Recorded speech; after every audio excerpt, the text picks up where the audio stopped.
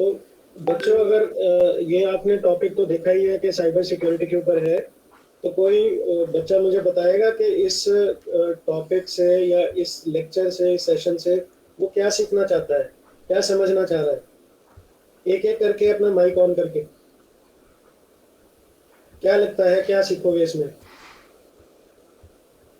Sir मुझे लगता है हम ये सीखेंगे कि जो हमारे डिवाइसेस हैं जो यूज़ करते हैं हम लोग उनको किस तरीके से कोई हैक कर सकता है या कोई हमसे हमारा डाटा चुरा सकता है और उसको बचाने की विधियां हम सीखेंगे। ये मुझे लगता है सर। अच्छा, कोई और बच्चा बताएगा?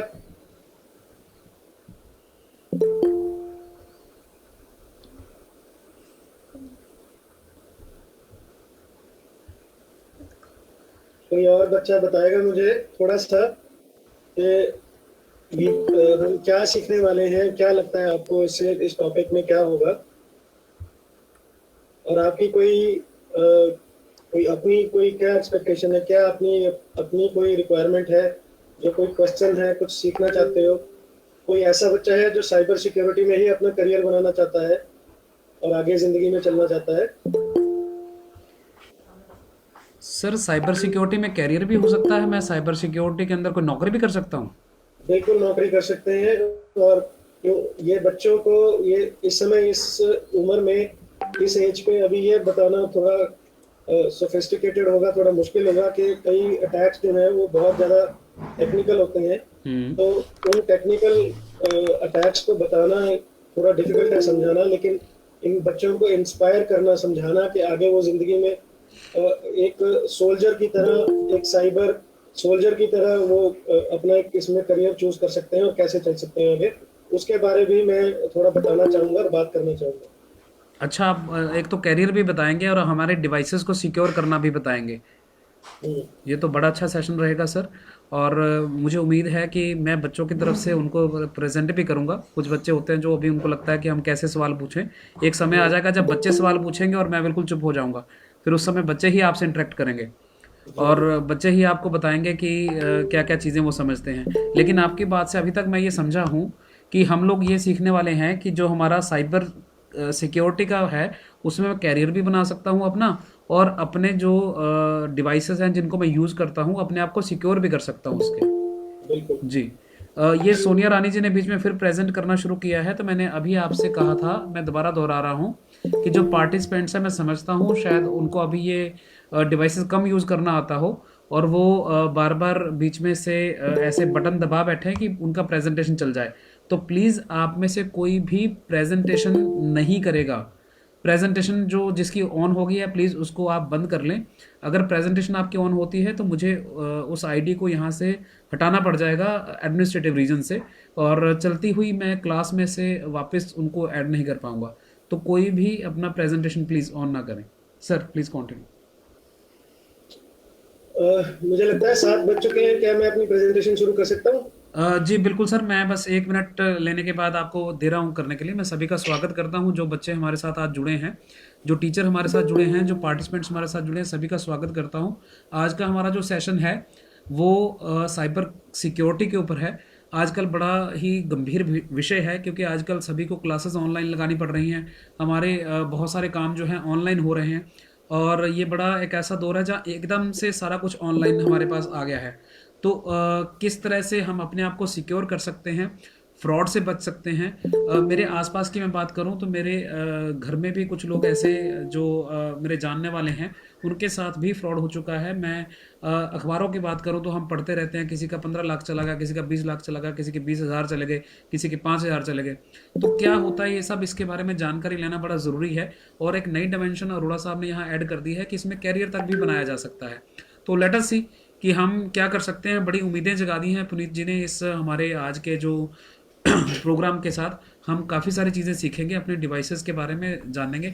तो अरोड़ा साहब आपका धन्यवाद कि आपने आज ये सेशन हमारे साथ शुरू किया है। अब आप, over to you, please take over. Thank you, मैं अपनी प्रेजेंटेशन शुरू करने लगा हूँ। जी।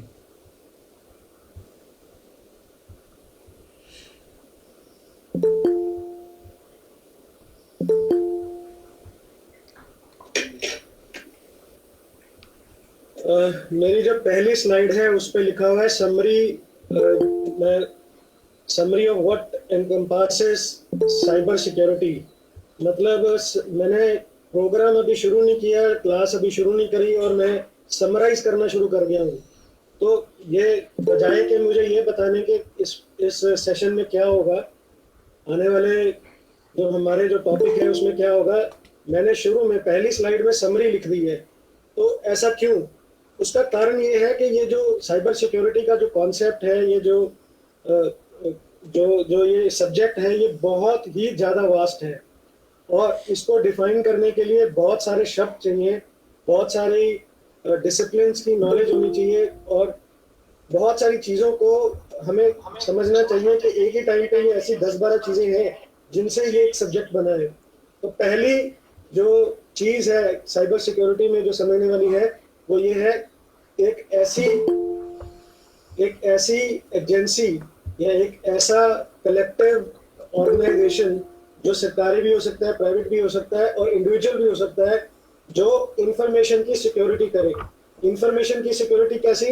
जैसे फॉर एग्जांपल अपना हम आधार कार्ड बिना वजह से अपनी जो इंफॉर्मेशन है, पर्सनल इंफॉर्मेशन है, वो दूसरों के साथ ना शेयर करें, तो हमने एक तरह की इंफॉर्मेशन की सिक्योरिटी करी, अपनी इंफॉर्मेशन की सिक्योरिटी करी। लेकिन वो इंफॉर्मेशन अगर किसी और के पास पड़ी है, जैसे आधार कार्ड के केस में गवर्नमेंट के पास पड़ी है और गवर्नमेंट से कोई चूक हो जाती है, तो हमारे को ध्यान रखना पड़ेगा कि वो भी ऐसे लोग चुने जो साइबर सिक्योरिटी एक्सपर्ट हो और वो हमारा डेटा बचा पाए। तो इसी तरह जो कंप्यूटर्स का जो नेटवर्क है, अगर उस नेटवर्क को कोई गलत तरीके से खराब करता है, उनको हार्म करता है, हमारा जैसे पावर प्लांट लगा हुआ है बाकड़ा में एक हमारा पावर प्लांट जहाँ से बिजली पैदा होती है, वहाँ पे कंप्यूटर्स लगे हैं और दुनिया भर से वो कनेक्टेड है। तो कुछ लोग कहीं किसी और देश में बैठे उस नेटवर्क को, उनके कंप्यूटर्स को हैक कर सकते हैं और उस नेटवर्क में घुस सकते हैं। तो अगर हम उसकी सिक्योरिटी के बारे में बात करें, उसकी सिक्योरिटी को रोकने के लिए कुछ एफर्ट करें, तो नेटवर्क सिक्योरिटी भी एक पार्ट है साइबर सिक्योरिटी का। फिर एक शब्द इस्तेमाल किया जाता है बफर ओवरफ्लोज।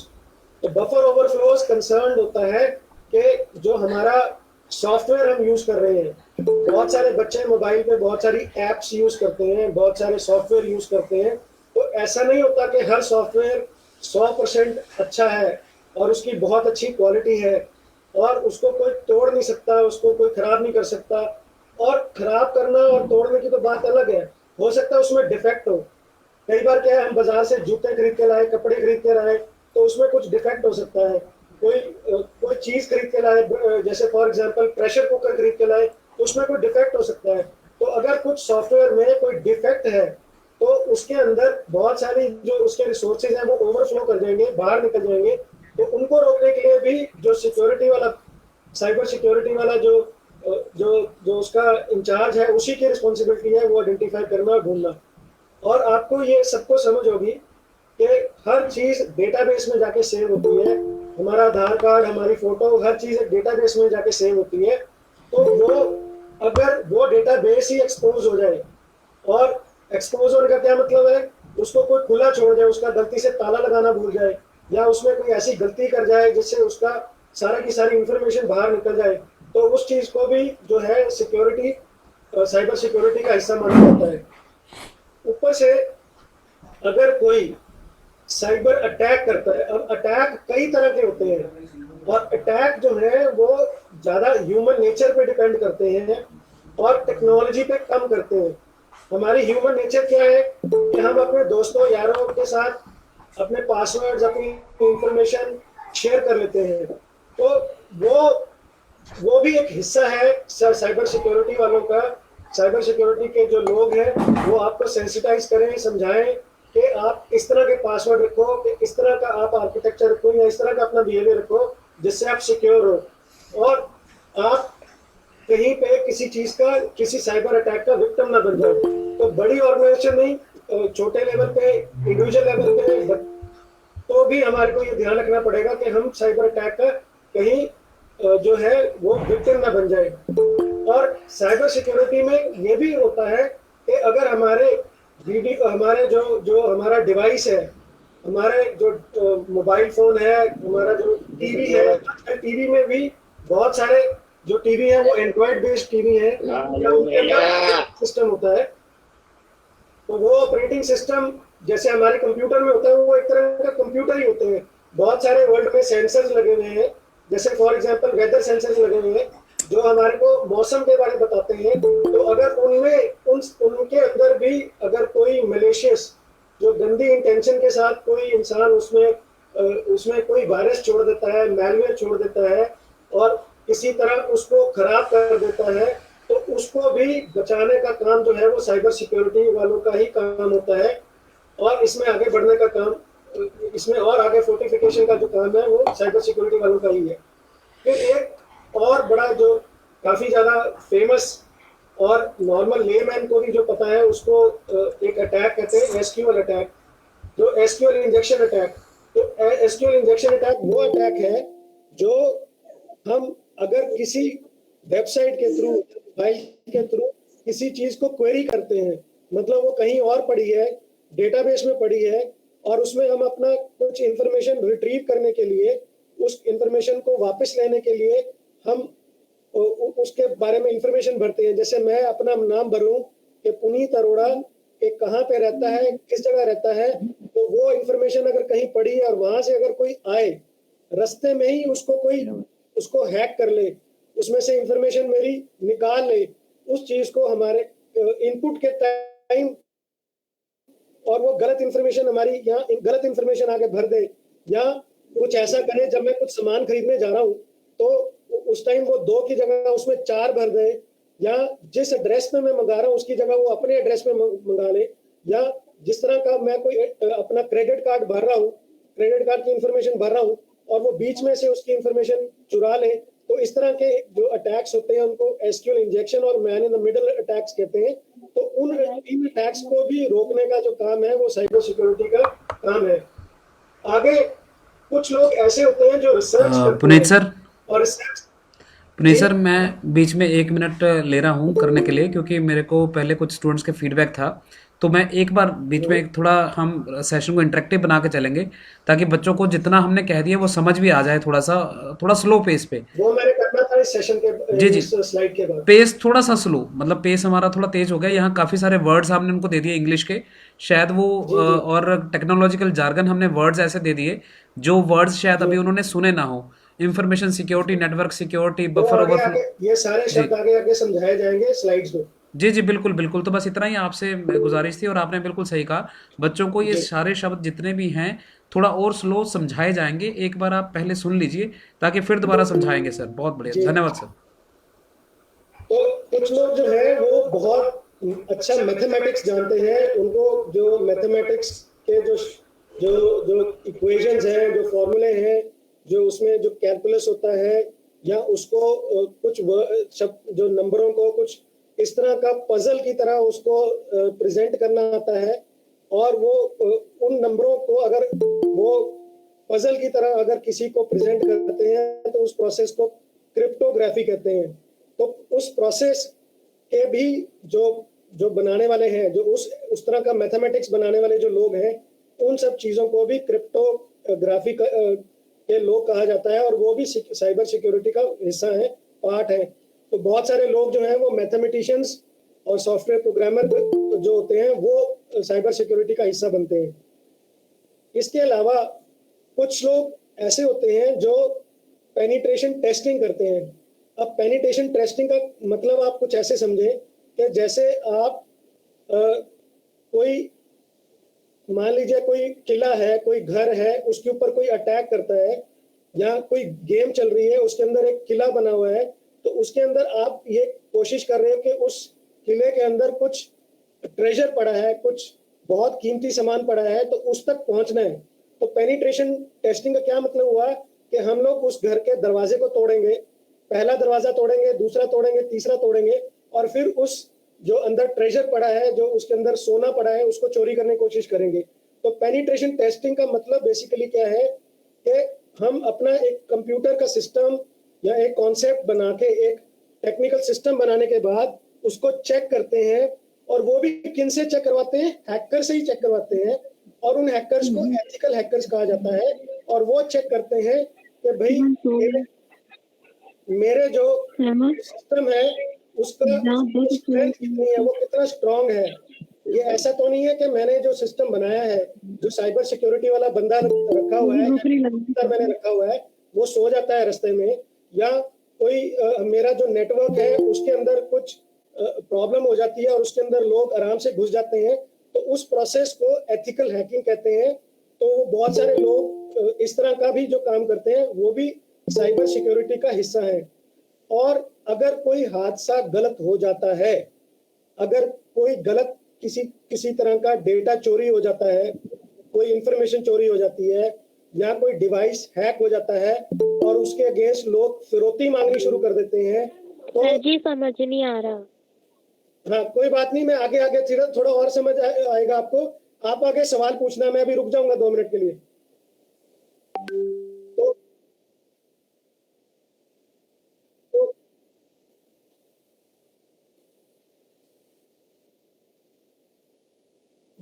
हाँ, बार बार मैं बताऊंगा, वो स्लाइड में आगे आ जाएगा समझ। तो अगर कोई हादसा हो जाए, जैसे मान लो सड़क पे जा रहे थे और एक्सीडेंट हो गया, और 2 ट्रक या 2 कारों का एक्सीडेंट हो गया, तो उसके बाद कोई जो इन्वेस्टिगेट करने आता है, भैया ये एक्सीडेंट कैसे हुआ, क्यों हुआ, ये किसकी गलती थी, तो उस प्रोसेस को फोरेंसिक एनालिसिस कहते हैं। तो वो लोग भी जो है वो साइबर सिक्योरिटी का आजकल हिस्सा है। लेकिन एक चीज हमें ये समझनी पड़ेगी,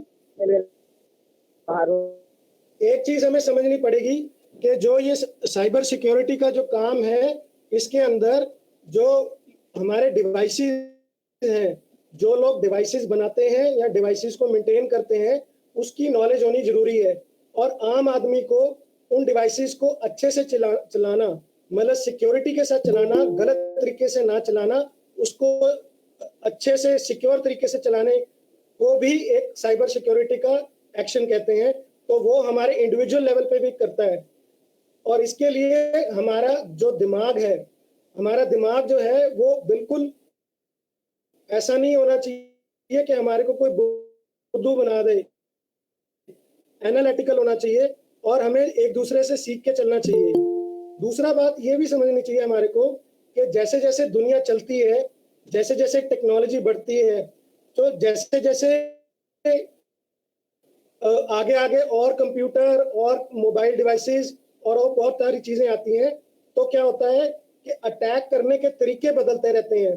तो आज जो मैं पढ़ा रहा हूँ, हो सकता है 1 साल 2 साल बाद जो उसको बचाने का तरीका है वो बदल जाए, लेकिन जो जो जो सिस्टम है वो भी एक ऐसा हो कि आज बहुत स्ट्रांग है, कल को वो उसकी जो सिक्योरिटी है वो कमजोर हो जाए, क्योंकि जो हैकर, जो जिन लोगों ने कुछ गलत करना है, वो उससे ज्यादा वो सीख जाए और वो सिस्टम को तोड़ना सीख जाए।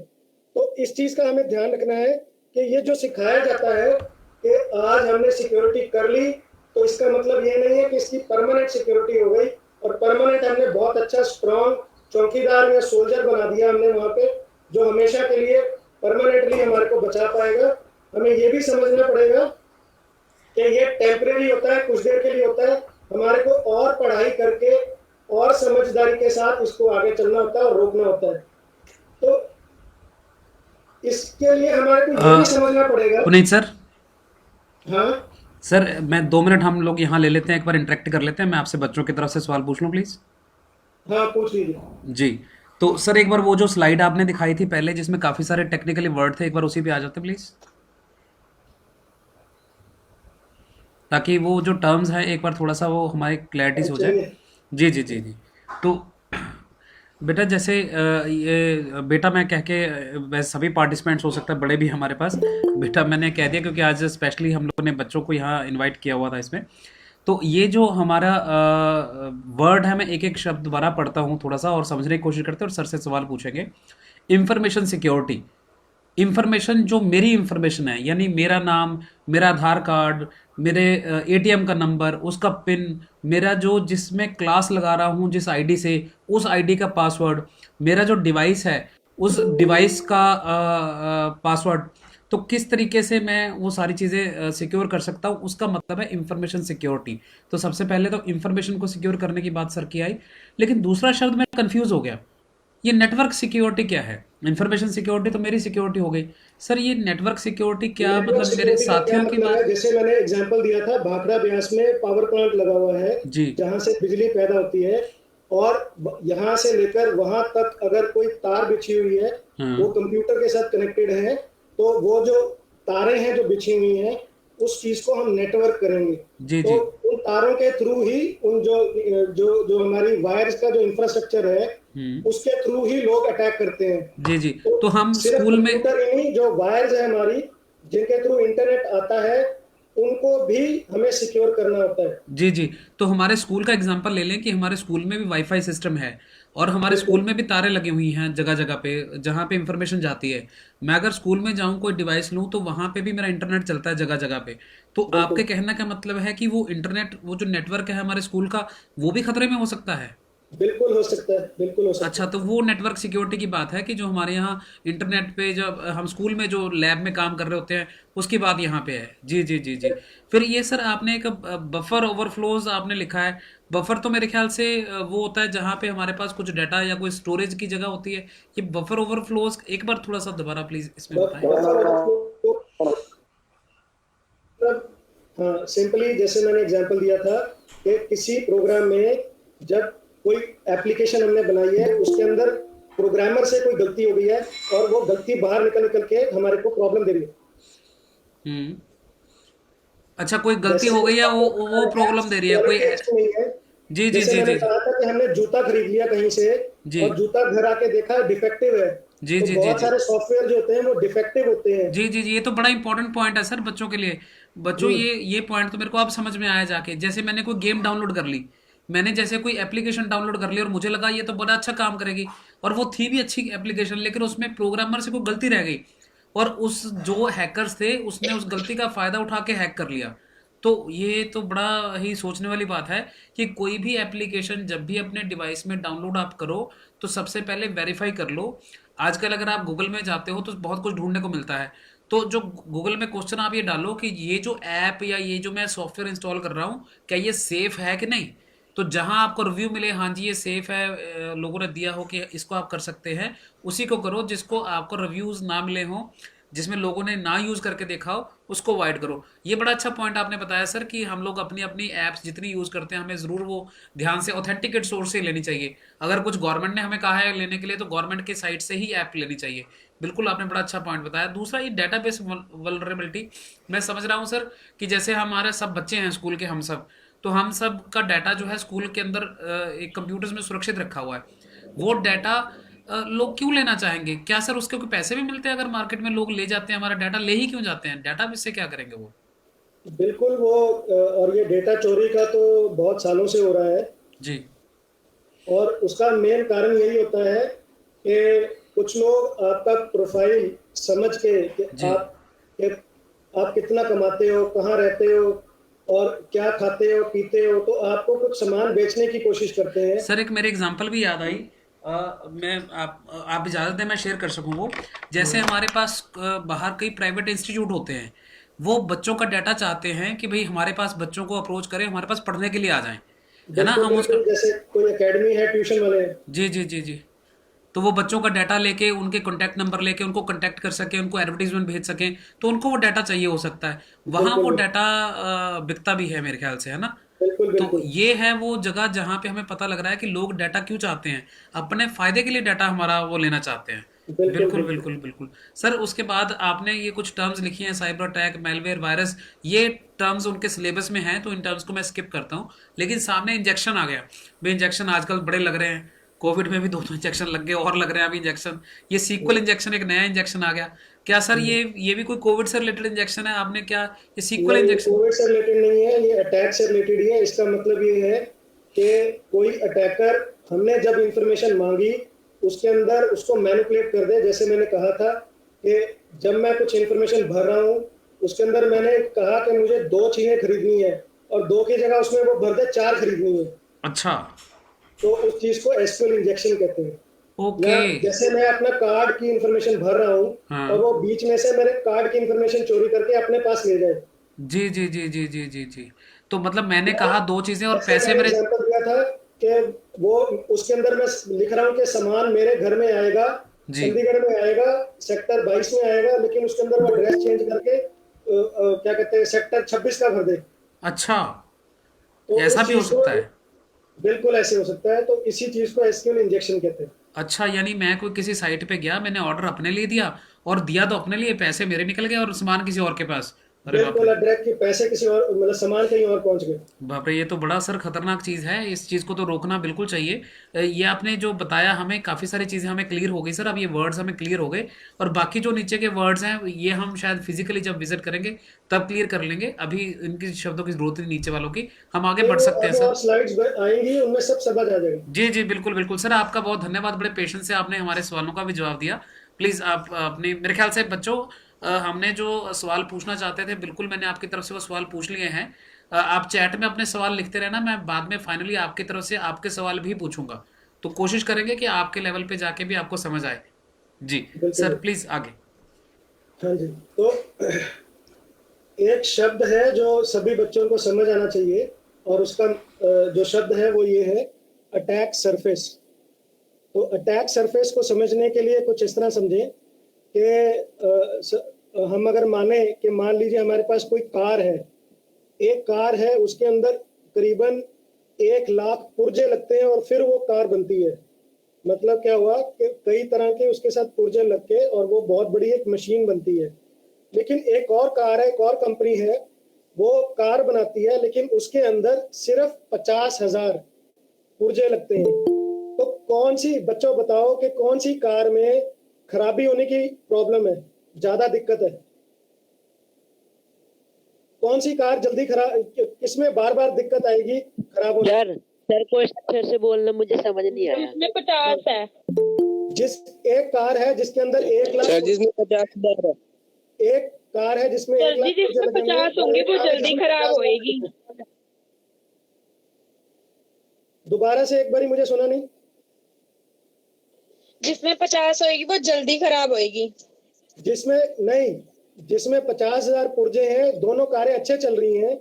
मेरा क्वेश्चन ये है कि एक कार है जिसमें 1 लाख पुर्जे लगे हुए हैं, और एक कार है 50,000 पुर्जे लगे हुए हैं। सर जी, जिसमें पुर्जे ज्यादा होंगे। हाँ, क्योंकि उसमें ज्यादा सर 1 लाख probability है वाले चीजें में। खराब होने की।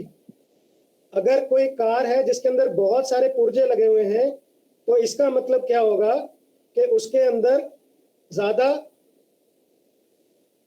उसके अंदर ज्यादा अभी चांसेस है उसके खराब होने के।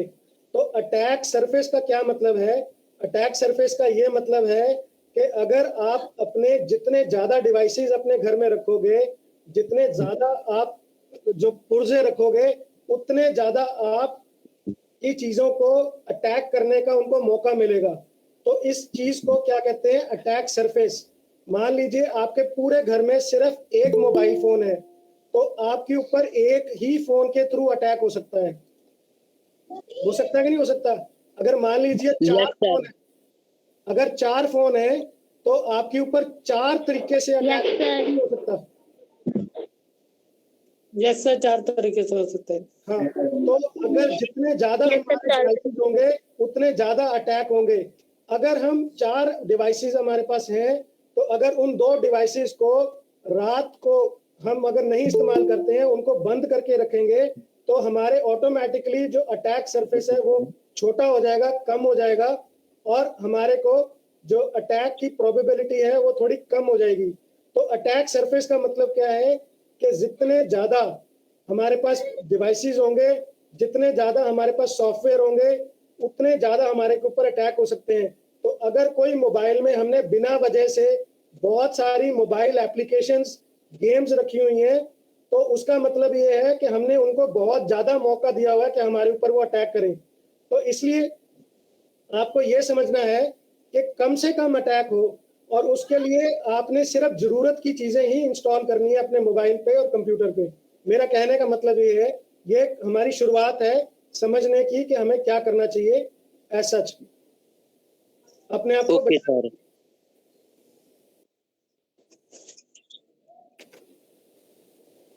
अब हम समझते हैं कि दुनिया में लोग अटैक रोकते कैसे हैं। आपने सुना होगा कि क्या कई बार पाकिस्तान हमारे ऊपर अटैक करता है, और वो हमारे कंप्यूटर्स को खराब करने की कोशिश करता है। इस टाइम रशिया और यूक्रेन नाम की एक कंट्री है, उनके अंदर लड़ाई चल रही है। तो वो जो रशिया है यूक्रेन वालों के कंप्यूटर खराब करने में लगा हुआ है। तो वो ये लोग कैसे जो इनकी आर्मी है, जो इनके साइबर सिक्योरिटी के जो एक्सपर्ट हैं, वो किस तरह अटैक रोकते हैं, वो हमें समझना पड़ेगा, क्योंकि हमें भी उन्हीं की मदद लेके ही हम अटैक रोक सकते हैं। और ये जरूरी नहीं है कि हम उनको जानते हो या ना जानते हो, हमें उनके बारे अगर नॉलेज होगी तो हम उनको उनके जो टूल्स हैं या डिवाइसेस हैं या उनकी इंफॉर्मेशन को वहां तक पहुंचा सकते हैं और आगे हम अपने आप को बचा सकते हैं और अच्छे से। तो उसके लिए एक और शब्द है जो समझना चाहिए, उसका मतलब है open source intelligent. Open source intelligent का क्या मतलब है कि ओपन सोर्स मींस खुला हुआ, ओपन, जिसका कोई मालिक नहीं है और सारी दुनिया जानती है। तो ओपन सोर्स इंटेलिजेंस का बेसिकली जो जो जो टूल्स हैं, जो तरीका है, वो ये है कि बहुत सारे लोग, बहुत सारे जो साइबर सिक्योरिटी के जो एक्सपर्ट हैं, वो डेटाबेस मेंटेन करके रखते हैं कि कौन क्या कर रहा है, और वो कौन क्या कर रहा है इलीगल तरीके से नहीं करते हैं। वो जो पब्लिकली अवेलेबल इंफॉर्मेशन है उसका डेटाबेस मेंटेन करके रखते हैं। पब्लिकली इंफॉर्मेशन कहाँ पड़ी है? जैसे फॉर एग्जांपल फेसबुक पे पड़ी है, जैसे ट्विटर में पड़ी है, जैसे आपने कोई वेबसाइट बनाई हुई है तो वहां पड़ी है। तो जो ओपनली पड़ी है आपके, बिल्कुल जिसको आप रोक नहीं रहे हो, वो इंफॉर्मेशन आपकी आराम से पड़ी है, बाहर पड़ी है। उस इंफॉर्मेशन को वो कलेक्ट करके, एनालाइज करके आपको बताते हैं कि ये जो बंदा है ये हो सकता है फेक है या गलत है, या कुछ गलत चीजें करने का ये रख सकता है या नहीं रख सकता, या कुछ ऐसा कर सकता है वो कि वो बता सकता है कि हमारे डेटाबेस में ऐसा कोई बंदा था ही नहीं और ये अचानक नया बंदा कहीं से आ गया है। तो वो सब चीजों के लिए ऑलरेडी कुछ कम ऑर्गेनाइजेशंस हैं, और ज्यादातर वो ऑर्गेनाइजेशंस जो हैं वो कुछ गवर्नमेंट्स खुद रन करती हैं, लेकिन कुछ प्राइवेट कंपनीज भी होती हैं, और कुछ इंडिविजुअल लेवल पे भी लोग एक दूसरे की मदद करने के लिए इस तरह के जो टूल्स हैं और डेटाबेस मेंटेन करते हैं। तो बेसिकली आप अकेले नहीं हो। जब आपके ऊपर साइबर अटैक होगा तो आपको बचाने के लिए बहुत सारे जो डिवाइसेस हैं, टूल्स हैं और लोग भी होते हैं साथ में, आप उनकी मदद भी ले सकते हो और इसके बारे में सीख भी सकते हो और अच्छे से। तो अब हम सीखते हैं कि लोग अटैक करते कैसे हैं, और अगर हमें ये समझ आ गया कि लोग अटैक कैसे करते हैं तो ऑटोमेटिकली हमारे को ये समझ आएगा कि हमने अपने आप को बचाना कैसे है। तो पहली बात तो ये है कि एक गूगल सर एक क्वेश्चन है। हाँ जी पूछिए। Hello sir. हाँ, क्वेश्चन पूछिए। सर क्वेश्चन था कि जैसे कि वो हमारे डेटा जो वेबसाइट्स पे से लेते हैं, तो इसमें अगर हमारा डिवाइस बंद हो तो फिर भी तो हमारे वेबसाइट्स पे हैंगे हमारे इंफॉर्मेशन, वो तो निकाल ही सकते हैं वो। हाँ, तो डिवाइस वो बंद हो या ऑन हो, इससे क्या फर्क पड़ता है? बिल्कुल, वो आपने उनको किया हुआ है ना कि आप 24 घंटे पब्लिक वेबसाइट बनाई हुई है, आपने एक ऐसा कुछ बनाया हुआ है कि कोई भी किसी समय भी उसको पढ़ सकता है। तो वो लोग इसकी इंफॉर्मेशन को कलेक्ट करके और उसको सच्चा समझ के, ठीक समझ के उसका डेटाबेस बना लेते हैं, और आपकी जैसी कोई और इंफॉर्मेशन, नकली इंफॉर्मेशन बनाने की अगर कोई कोशिश करे तो वो उसके साथ कंपेयर करके वो बता देते हैं कि आपको कोई नकल मार के आपकी जो आइडेंटिटी के अगेंस्ट एक कोई नकली सा बंदा क्रिएट किया जा रहा है, आइडेंटिटी थेफ्ट किया जा रहा है।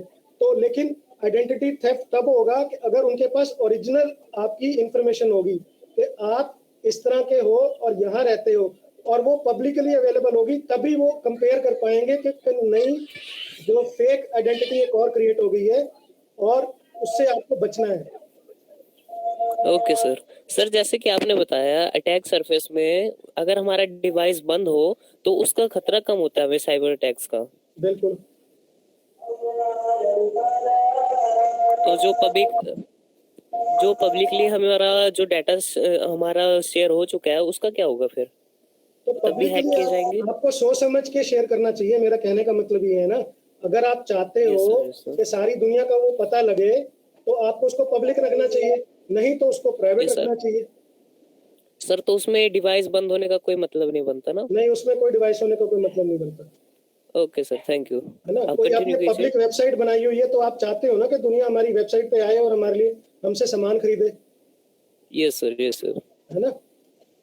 चलिए अब हम सीखते हैं गूगल डॉक्स नाम से एक चीज। अभी गूगल डॉक्स का क्या मतलब हुआ, आपने देखा होगा कि आप गूगल के बॉक्स में कुछ इंफॉर्मेशन लिखते हो और वो कुछ ढूंढ के देता है, देता कि नहीं देता। Yes sir. तो मान लो, Yes, sir. हाँ तो मान लो अगर कोई बंदा ये चाहता है कि मेरे को ये ढूंढ के दे रहा है वेबसाइट्स, लेकिन मैं ये चाहता हूं कि मेरे को सिर्फ पीडीएफ फाइल्स दिखाए, तो क्या ये पॉसिबल है। मैं क्वेश्चन रिपीट करता हूं, अगर मैं जब भी गूगल के बॉक्स में डालता हूं एक इंफॉर्मेशन, ठीक है, और उसमें ये डालता हूं कि मेरे को कोई अपना स्कूल का होमवर्क करना है, और उसके अंदर मैं डालता हूं, जैसे फॉर एग्जांपल मैंने क्वेरी डाली what is the population of India, तो मैं इंडिया की पॉपुलेशन जानना चाहता हूं, तो गूगल उसमें से सर्च करके मेरे को बहुत सारी वेबसाइट्स दिखाता है और डेटा दिखाता है। लेकिन मैं ये चाहता हूं कि मेरे को सिर्फ और सिर्फ वो पीडीएफ फाइल दिखाए या सिर्फ एक इमेज दिखाए या कोई ग्राफ दिखाए, तो ऐसा कभी होता है। वो तो कहीं कुछ सारा कुछ ही दिखा देता है। होता है सर। कभी एडवांस सर्च No, sir, करें ऐसा- तो होता है सर। कैसे एडवांस सर्च में अगर सर, हम लोग ऐसा नहीं हो सकता। स्पेसिफाई करें तो in what format we want तब होता है सर। ओके, तो अभी कोई बोल रहा है कि अगर हम एडवांस सर्च में करें तो उसमें पॉसिबल है, तो ये जो एडवांस सर्च है उसी चीज को सर वो लिंक चेंज करनी पड़ती है। हाँ बिल्कुल, इसी चीज को गूगल डॉक्स कहा जाता है। जब हम एडवांस स्किल्स कर जाते हैं, एडवांस क्वेरी लगाना सीख जाते हैं गूगल के ऊपर, तो वो एक तरह का हैकिंग का जो एक जरिया खोल देते हैं हम लोग। तो आपने सभी बच्चों ने जो चाहे 9वीं के हैं चाहे 10वीं के हैं, गूगल डॉक्स एक बहुत आसान चीज है।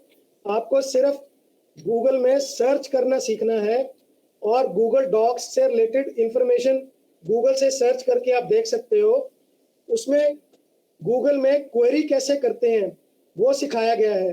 तो गूगल में जब आप कुछ कीवर्ड्स लिखोगे तो वो ऑटोमेटिकली आपकी वेबसाइट में लेके जा सकता है और आपको पता चल सकता है कि गूगल के जब कोई सर्च करेगा तो आपकी वेबसाइट जो है या जो आपकी इंफॉर्मेशन कैसे लीक हो सकती है। तो इस प्रोसेस को आप गूगल डॉक्स के थ्रू भी सीख सकते हो और कर सकते हो। और ये स्पेशली जैसे अभी मुझे किसी ने बताया कि गूगल के अंदर एडवांस सर्च करके कर सकते हो, तो गूगल डॉक्स थोड़ी एडवांस से भी एडवांस है एक तरह की। तो उसके अंदर आप कुछ इंफॉर्मेशन अपनी वेबसाइट से रिलेटेड जहां पे आपने इंफॉर्मेशन स्टोर की हुई है वो अगर भर के देखोगे, तो अगर वो गूगल के रिजल्ट्स में आ गई तो इसका मतलब है कि वो आपकी एक्सपोज्ड है, वो उसको कोई भी चोरी कर सकता है। और आप अगर उस इंफॉर्मेशन को चाहते हो कि वो कोई चोरी ना करे, तो उसको आपने उसको जो है पब्लिक की जगह प्राइवेट जगह में रख देना है ताकि उसको गूगल के रिजल्ट्स में ना आए। तो कैसे पता चलेगा कि वो गूगल के रिजल्ट्स में ना आए या आ रही है, तो उसका जो तरीका है वो उस प्रोसेस को कहते हैं गूगल डॉक्स। अब मैं क्वेश्चन पूछना चाहता हूँ, क्या आपको ये समझ आया मैं क्या कहना चाह रहा था। Yes sir. अगर आप Yes, जानना sir. चाह रहे हो कि अगर आप यस सर। कुछ इंफॉर्मेशन पब्लिकली अवेलेबल है या नहीं है, तो आपको गूगल डॉक्स नाम से मतलब एडवांस सर्च करनी सीखनी पड़ेगी। और एडवांस सर्च जब आप करोगे तो वो प्राइवेट जो आप अगर आपकी प्राइवेट इंफॉर्मेशन पब्लिकली दिख रही है तो आपको पता लग जाएगा कि भैया इसको हमें छुपा लेना चाहिए और हमें दिखाना नहीं चाहिए। ठीक है, तो इससे आपका मतलब आप एक्सपोज हो जाओगे, आपको पता चल जाएगा कि आप कुछ गलत कर रहे हो, अपनी वेबसाइट को अच्छे से मेंटेन नहीं कर पा रहे। अगला ठीक है sir what does it mean कि हमको गूगल डॉक्स पे जाके हमको एक फॉर इंस्टेंस एक ऐसा वेबसाइट का एंटर करना है, फिर देखना है कि वो सिक्योर्ड है कि नहीं। Is it that way sir? yes, you are right in a sense that आपने suppose there is some part of your information, आप चाहते हो कि वो दुनिया को ना दिखे, लेकिन आपको ये पता नहीं है कि वो अच्छे से वो दिख रही है या नहीं दिख रही है, कि वो प्राइवेट है या पब्लिक है। यू आर नॉट श्योर, आपको नहीं पता कि वो पब्लिक है या प्राइवेट है। तो आपको गूगल डॉक्स क्वेरी लगानी सीखनी चाहिए, और क्वेरी लगा के आप सिंपली पता कर सकते हो कि वो जो इंफॉर्मेशन है क्या वो पब्लिकली एक्सपोज्ड है या नहीं है। अगर वो पब्लिकली एक्सपोज्ड है तो आप उसको बड़े आराम से यू कैन टेक मेजर्स उसको रोकने के लिए। सर क्वेरी कैसे लगाने हैं? क्वेरी लगाने के लिए थोड़ी सी एडवांस, इसका एक अलग से 1 घंटे का लेक्चर है, वो मैं बाद में कर सकता हूँ अगर आपकी स्कूल की परमिशन होगी। लेकिन अभी आप सिर्फ उसको एज ए टर्म सीखो कि गूगल डॉक्स करके आप कर सकते हो।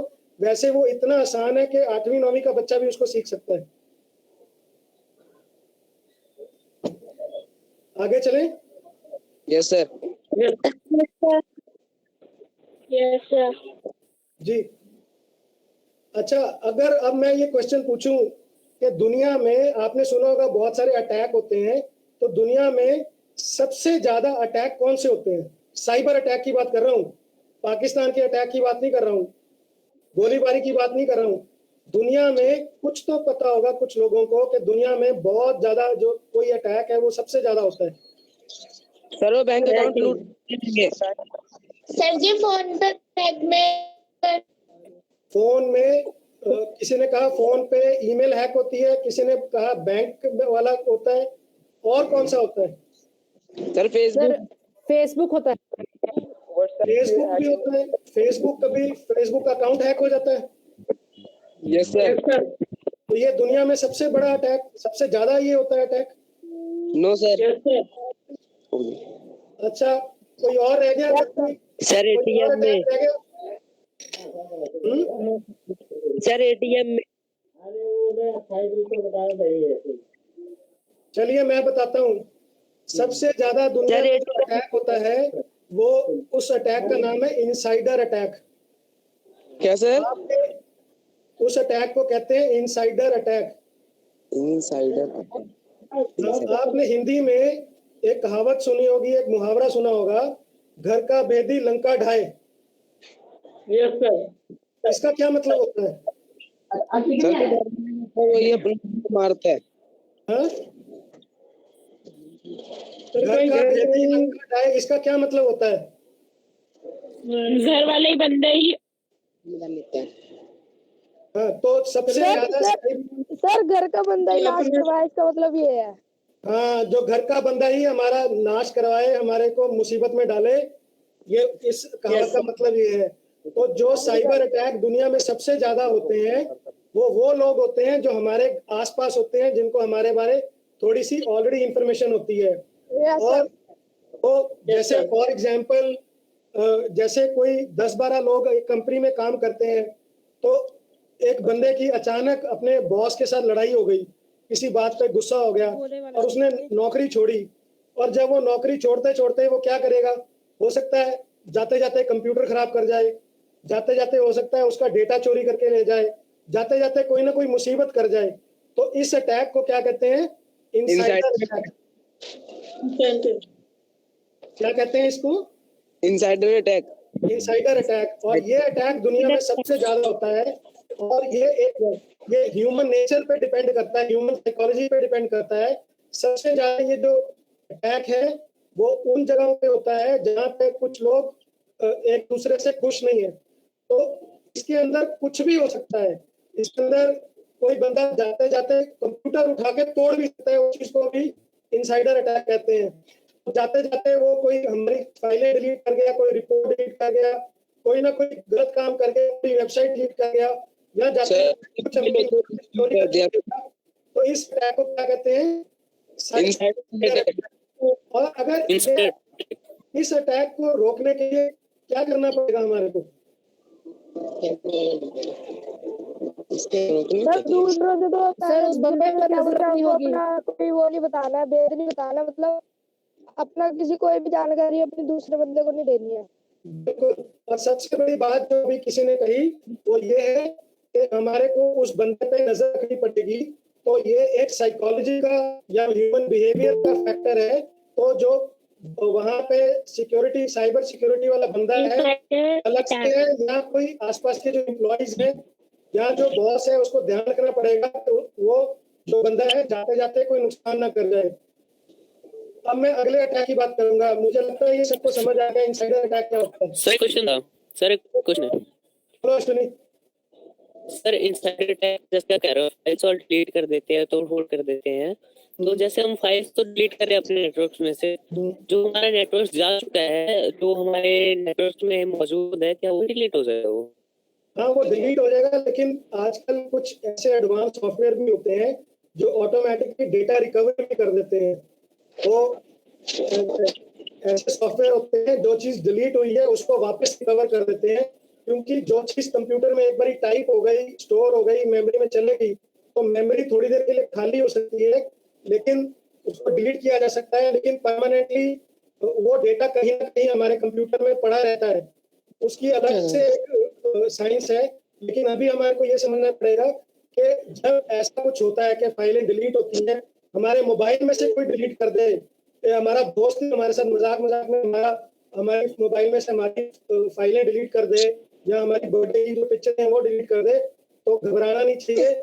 डेटा रिकवरी के ऐसे सॉफ्टवेयर अवेलेबल हैं जिनसे आप वो डेटा रिकवर कर सकते हो। सर जी वापस आ जाती हैं। हाँ, फाइलें वापस आ जाती हैं।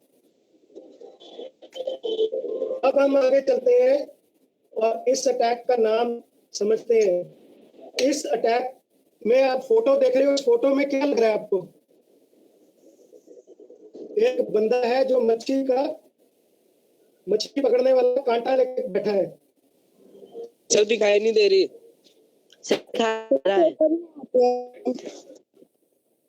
नहीं, मुझे तो दिख रहा है, आप देखो वो करना है सर, पिन कर लेना है। आपका दूसरा जो विंडो है उस पिन कर लेना है सर।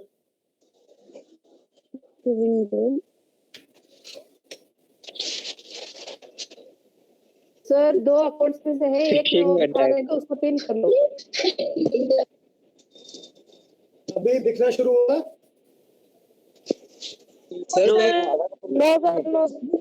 सर कभी आप फोटो बड़ी आ जाती है, कभी जो बोलता है उसकी फोटो आ जाती है बड़ी, पर जो आप दिखाना चाहते हो वो बड़ा नहीं हो रहा। आप देखते सर, अब दिख रहा है। अब आपकी फोटो बड़ी आ गई। अब मेरी फोटो आ रही है।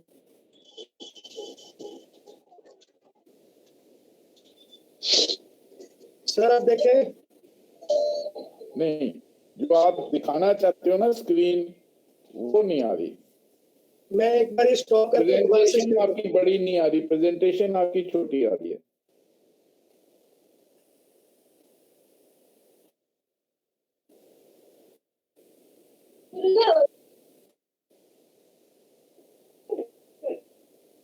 सर अब देखें, अब बच्चों को दिख रही है।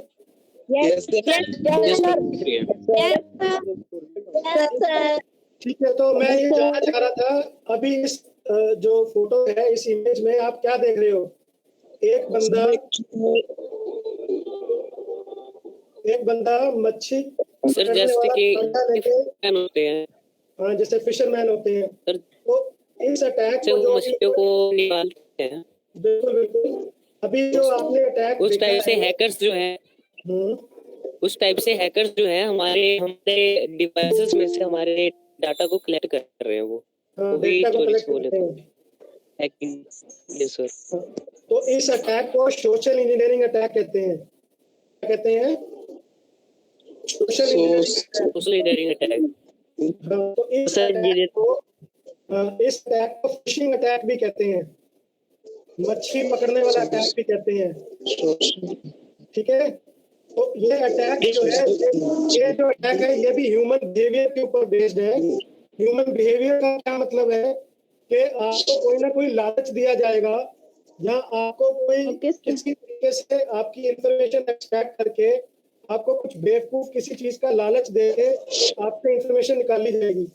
तो फॉर एग्जाम्पल, अगर कोई बंदा गलत आईडी बना के आपको कोई नौकरी दे और उसमें ये कहे जैसे कि मेरे को 500 रुपया दो, आपको मैं अच्छी 50,000 वाली नौकरी दूंगा, तो वो जिस तरीके से आपसे बात कर रहा है, इसका मतलब ये है उसको ये पता है ऑलरेडी कि आपको नौकरी की जरूरत है।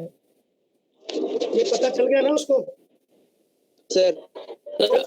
सर और इसमें ऐसा भी खतरा हो सकता है ना कि जैसे कि कोई आपका डाटा पूरा चुरा ले और आपका गलत इस्तेमाल करे लोगों के सामने। हाँ, वो तो है ही है, लेकिन हम अभी सोशल इंजीनियरिंग अटैक की बात कर रहे हैं, तो उसका एक एग्जांपल की बात कर रहे हैं। तो मान लीजिए वो जॉब की साइट से, किसी जॉब की साइट पे आपका बायोडाटा पढ़ के वहां से आपका इंफॉर्मेशन पिक करके आपको व्हाट्सएप पे मैसेज करे कि भैया अगर आपको नौकरी की जरूरत है तो मेरे पास एक नौकरी है, बहुत अच्छी नौकरी है, लेकिन नौकरी मैं आपको दे सकता हूँ कुछ दिन बात करके, लेकिन आपको पहले 500 रुपये जमा कराना पड़ेगा। तो क्या आप, और फिर वो बाद में गुम हो जाता है, आपको मिलता नहीं है। तो ये एक एग्जाम्पल है सोशल इंजीनियरिंग अटैक का, क्योंकि उसने इंफॉर्मेशन कहाँ से उठाई, कहीं इस जगह से उठाई जहाँ से आप सोच भी नहीं सकते हो। कोई जॉब की साइट से, monster.com एक साइट है जहाँ पे जॉब्स मिलती है, तो वहां से उसने इंफॉर्मेशन पिक करी आपसे और आपको एक लालच दिया कि भैया आप अगर ऐसा ऐसा करोगे तो मैं आपको नौकरी दिलाऊंगा।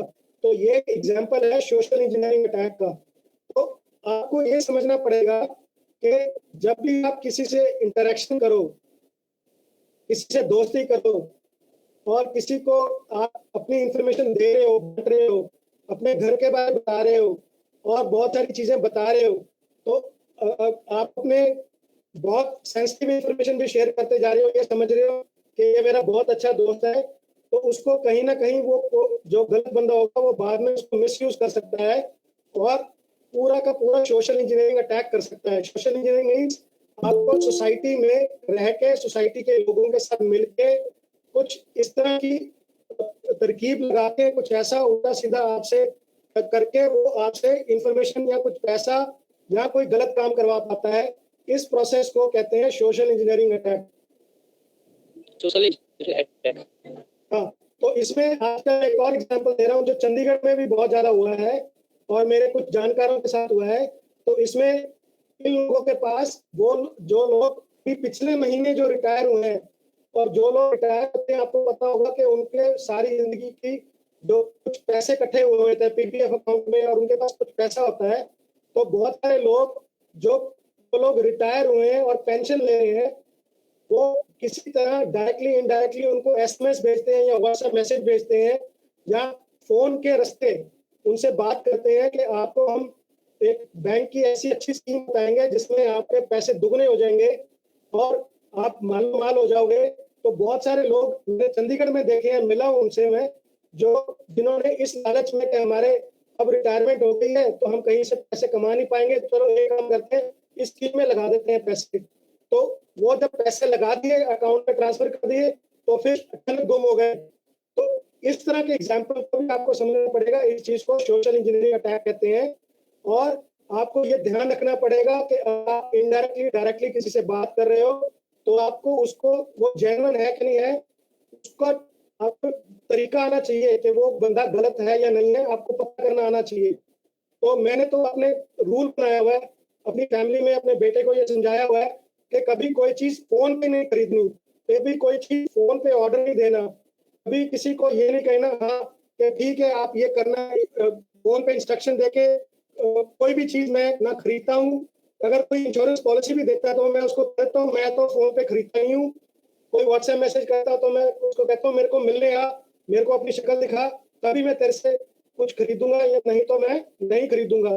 तो इन चीजों का ध्यान रख के आपको ये समझना चाहिए कि जो अटैक है वो कहीं से भी आ सकता है और इन चीजों से आपको बचना चाहिए। और स्पेशली छोटे बच्चों को जिनको अभी समझ नहीं होती और वो बहुत ज्यादा उनको लगता है कि मेरे से कोई बात कर रहा है, अनजान आदमी है और वो बहुत अच्छा है, वो अभी बहुत अच्छी बातें कर रहा है, या जो लोग जिनको बहुत ज्यादा जरूरत होती है, जैसे मैंने कहा किसी को बहुत ज्यादा नौकरी की जरूरत है तो उसने कहीं से इंफॉर्मेशन निकाली, जरूरत है, उसको कोई लालच दिया और चल पड़ा वो उसके साथ गलत करने। अब अगला अटैक समझते हैं। बच्चों, मुझे लगता है सबको समझ आ गया होगा। Yes sir. हाँ यस सर। हाँ, अब अगला अटैक है, उसको कहते हैं रैंसमवेयर अटैक। इसको हिंदी में कहते हैं फिरौती लेनी। फिरौती का क्या मतलब हुआ कि जैसे फिल्मों में आपने देखा होगा कि किसी बड़े आदमी के बच्चे को वो किडनैप कर लेते हैं और उसके अगेंस्ट पैसा मांगते हैं।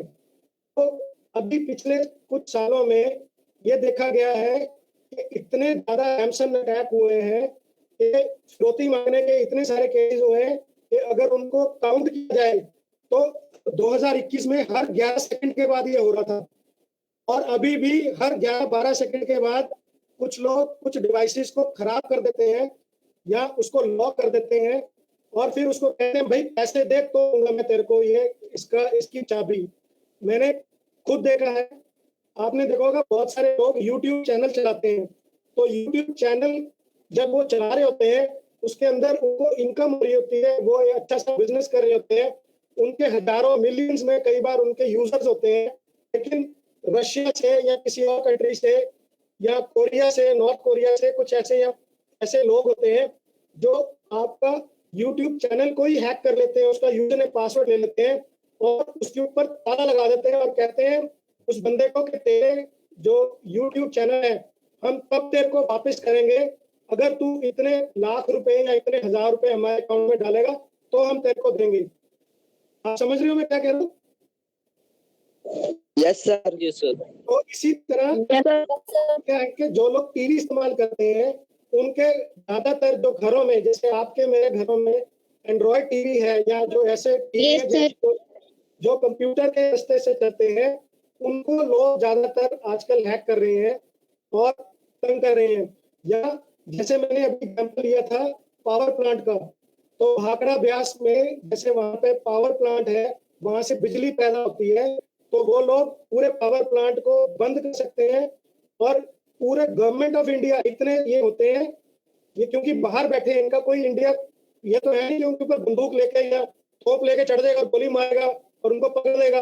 वो किसी और देश में किसी और बैठे हैं, छुपे बैठे हैं और वो मतलब कहते हैं कि हमारे को इतने लाख रुपए दो तो हम आपका जो पावर प्लांट है वो चलने देंगे, नहीं तो उसको बंद भी रखेंगे। तो इस तरह के जो अटैक हैं वो बहुत ज्यादा बढ़ गए हैं। इन जैसे अटैक्स को रोकने के लिए आपको खुद सोल्जर की तरह सोचना पड़ेगा और बड़े होकर बहुत पढ़ाई करनी पड़ेगी और इसमें करियर बनाना पड़ेगा। और वो करियर आज की डेट में एक एसेंशियल जरूरी हो गया है। जैसे आपने देखा है आर्मी में कर्नल होता है, मेजर होता है, मेजर जनरल होता है। अब आर्मी में वो फिजिकल फाइट या हवाई जहाज चलाते हैं या नेवी में जाते हैं, तो अब आर्मी को एक और ब्रांच खोलनी पड़ी है और वो ब्रांच है साइबर सिक्योरिटी की। उसके अंदर पढ़े लिखे इंजीनियर और ऐसे लोग चाहिए जो इन जैसे अटैक्स को रोक पाए, अच्छे से हमारे देश को आगे चला पाए। और ये जो अटैक है ये ज्यादातर उन लोगों पे होंगे जिनके पास कुछ खोने को है, जैसे बहुत बड़ी कोई मशीन है उसको वो रोक दिया, या उनका बहुत बड़ा बिजनेस है या उसको रोक दिया, उसको चलने नहीं दे रहे, तो उन लोगों के लिए है। इंडिविजुअल लेवल पे रैंसम अटैक जो है वो कम ही लोग करते हैं। रैंसम अटैक तो इस तरह का हो सकता है कि कोई आपसे फोन छीन ले और कहे मेरे को 1000 रुपया दो तभी मैं वापस करूंगा। तो उस तरह के अटैक इंडिविजुअल लेवल पे नहीं होते हैं, ये काफी बड़े लेवल पे होते हैं और बड़ी चीजों पे होते हैं। अभी शुरू में हमने बात करी थी एसक्यूएल इंजेक्शन की, तो ये उसका एक सिंपल डायग्राम है। आई होप बच्चों को सबको एसक्यूएल इंजेक्शन का डायग्राम दिखा है। Yes sir. इसमें मैंने एसक्यूएल इंजेक्शन का जो है एग्जाम्पल में ऑलरेडी थोड़ा समझा चुका हूँ कि जैसे आपने किसी वेबसाइट पे लिखा www.xyz.com, तो जब आपने ये रिक्वेस्ट भेजी तो उसमें से कुछ डेटा जब आपने क्वेरी करी और उस बीच में क्वेरी को कोई चेंज कर दे, मान लीजिए आपने उसमें एड्रेस भरा कि मेरे को चंडीगढ़ में कहीं 27 सेक्टर में 28 सेक्टर में ये सामान चाहिए, वो उल्टा उसमें दिल्ली का एड्रेस भर दे और वो कहे मेरे को दिल्ली में फलाने घर में जो है वो सामान पहुंचाए, तो उस अटैक को क्या कहते हैं? SQL attack, injection attack. तो ये जो अटैक है इसको रोकने के लिए आपको प्रोग्रामिंग आनी चाहिए, जैसे पाइथन, जावा, और ये जब आप क्लास 10 करके 11 12th में जाओगे तब आप ये प्रोग्रामिंग लैंग्वेज सीख सकते हो। और इसमें बहुत ज़्यादा हाईफाई पढ़ाई की नहीं जरूरत। आप 11वीं 12वीं का बच्चा अगर इसको डेटा बेस की क्वेरीज है या एचटीटीपी इसको अगर सीख जाए तो एसक्यूएल इंजेक्शन को रोकना वो सीख सकता है। इसमें बहुत ज़्यादा हाईफाई टेक्नोलॉजी नहीं चाहिए। तो आपको सिर्फ ये है कि कोई प्रोग्रामिंग लैंग्वेज की नॉलेज होनी चाहिए। तो एक चीज़ बड़ी क्लियर है कि साइबर सिक्योरिटी में अगर आपने करियर बनाना है तो आपको प्रोग्रामिंग लैंग्वेज जरूर आनी चाहिए और बहुत अच्छे से आनी चाहिए, ताकि आप इस तरह के अटैक रोक पाओ।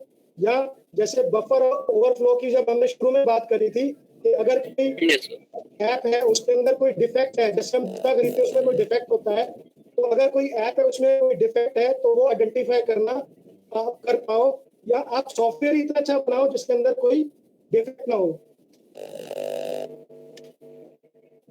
और ये जो अटैक है एसक्यूएल इंजेक्शन अटैक, और ये जो अगला अटैक बता रहा हूँ वो मैन इन द मिडल, वो कुछ मिलता जुलता अटैक है।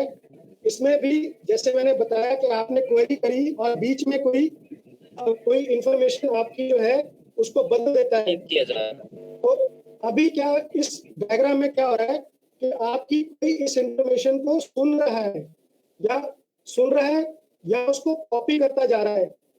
जो आप इंफॉर्मेशन, आप कोई साइंटिफिक रिपोर्ट लिख रहे हो और वो रिपोर्ट जो है वो कॉन्फिडेंशियल है, आप गवर्नमेंट ऑफ इंडिया को दे रहे हो, वो रास्ते में ही चोरी कर लेता है और अगले दिन इस गलत लोगों को दे देता है। तो इस चीज को, इस अटैक को कहता है man in the middle attack. और ये जो अटैक है ये रिलेटेड है 2-3 चीजों के साथ। एक जैसे एसक्यूएल इंजेक्शन के साथ, एक जैसे वाईफाई राउटर लगा हुआ हमारा, तो वाईफाई राउटर को वो हैक करके जब उसके थ्रू आपकी इंफॉर्मेशन जा रही होती है उसमें से आपकी इंफॉर्मेशन एक्सट्रैक्ट कर लेते हैं और फिर वो man in the middle attack हो जाता है। तो इसके लिए भी आपको पाइथन, जावा, C++ की प्रोग्रामिंग आनी चाहिए, और प्रोग्रामिंग का जो बेसिक बेस है वो आपका स्ट्रॉन्ग होगा, तभी आप इस तरह के अटैक रोक पाओगे। और ये ऐसा नहीं है कि ये अटैक अभी आए हैं, ये पिछले 20-30 सालों से अटैक है।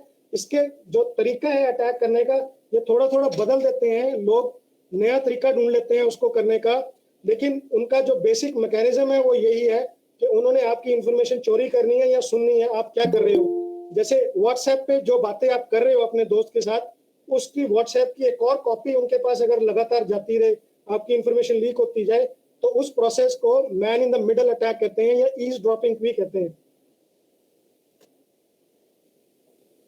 फिर आप देखोगे कि बहुत सारी सर यहाँ पे एक क्वेश्चन पूछनी थी। पूछिए क्वेश्चन। सर अगर आप बोल रहे थे व्हाट्सएप पे अगर हम किसी को ये कर रहे तो मिल जाती है, अगर मान लीजिए हमको किसी पे शक हो रहा है, किसी के बर्ताव से हम परेशान है तो हम उनको ब्लॉक कर देते हैं। बिल्कुल बिल्कुल। तो उसके ब्लॉक करने के बावजूद भी ऐसा कुछ हो सकता है कि वो हमारे ब्लॉक करने के बावजूद भी हो रहा है ऐसे। अभी आपने देखा होगा करीबन 3-4-6 महीने पहले इंडिया में एक बहुत बड़ा खुलासा हुआ था और वो करीबन 38 कंट्रीज में हुआ था। पेगासस नाम का एक सॉफ्टवेयर है, इजरायली कंपनी है, वो यही कर रही थी कि व्हाट्सएप के मैसेजेस को बिल्कुल man in the middle attack कर रही थी। वो व्हाट्सएप के मैसेजेस को रीड कर रही थी, जो बंदा किसी से बात कर रहा है वो सारी की सारी इंफॉर्मेशन कॉपी करके किसी को बेच रही थी।